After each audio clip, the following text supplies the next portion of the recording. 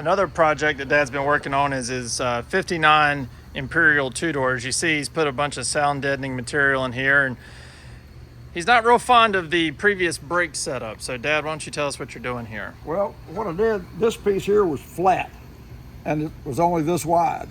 So I had to add on to it down here these are the 4 holes that are going to fit the new brake system that Rad Rides by Troy makes. It's actually a Tesla electric brake system that they've adapted for older cars.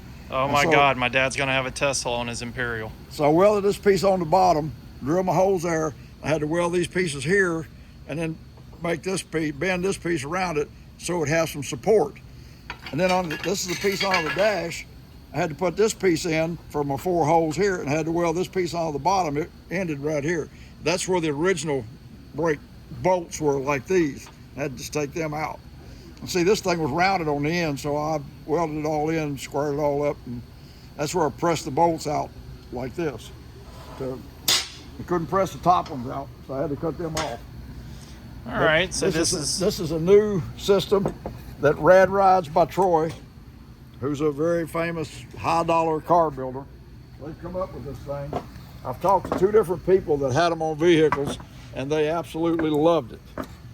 And they made these billet reservoirs for it, and they figured out how to put it together. So I'm their guinea pig.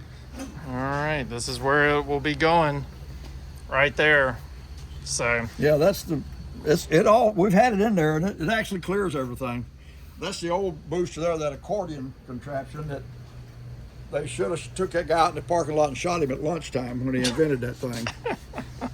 all right, so we'll do some updates later as Dad gets this car completed and back on the road. Oh, yeah.